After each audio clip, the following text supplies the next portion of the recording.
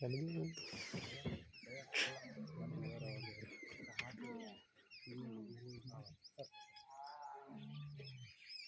बे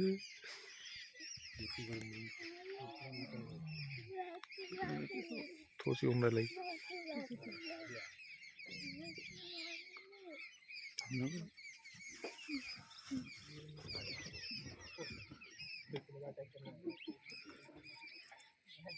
लागला पायाला काहीतरी.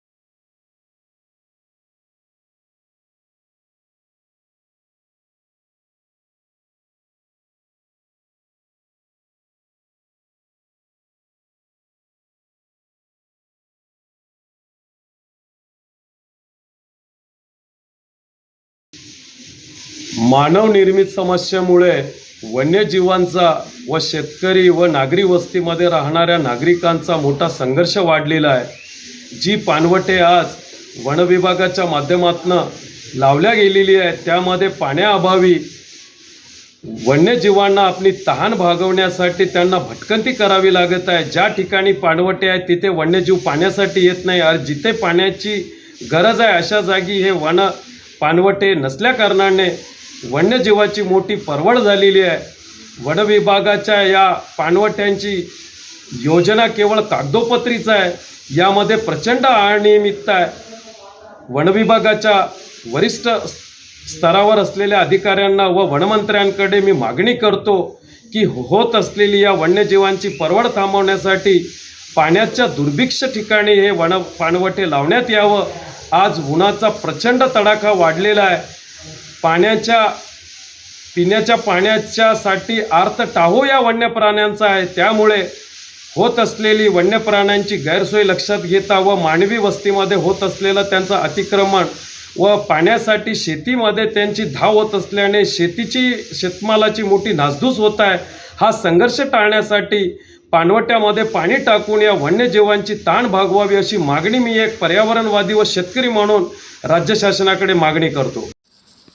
वन्य प्राण्यांसाठी जंगलात जर पाणवठे व्यवस्थित असले तर त्यांना गावाकडे येण्याचं कारण राहत नाही. कारण काही जंगलात पाणवटे आहे पण त्यात पाणी नाही आणि ज्या काही पाणवटे आहे तिथे पाणी आहे पण तिथे पाणी पिण्यासाठी जात नाही. पण जिथे पाणी नाही त्या पाणवट्यात पाणी ठेवण्यासाठी जंगलातील अधिकाऱ्यांनी आणि प्रशासनाने काहीतरी उपाययोजना करावी.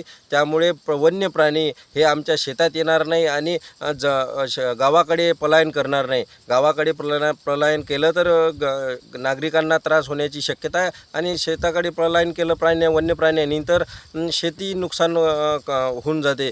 त्यामुळे प्रशासन आणि जंगल वन खात्याने पाणवट्यात पाणी कसे राहील आणि जिथे वन्य प्राणी पाणी पिण्यासाठी येते त्या पाणवट्यात पाणी कसे राहील याची जबाबदारी घ्यावी किंवा तिथे नियोजन करावे तसे. त्यामुळे वन्य प्राण्यांना पाणी पिण्याची सुविधा होईल आणि वन्य प्राणी गावाकडे पलायन करणार नाही आणि शेतात येऊन शेतीचं नुकसान करणार नाही. मी एक शेतकरी म्हणून अशी विनंती प्रशासनाला आणि वन खात्याला करत आहे.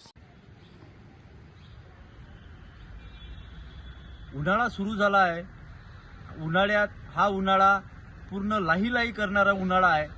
यातच वन्य प्राण्यासाठी जिथे जिथे वन विभागाने पाणवटे तयार केले होते त्या पाणवट्यात कुठेही पाणी मिळत नाही आहे.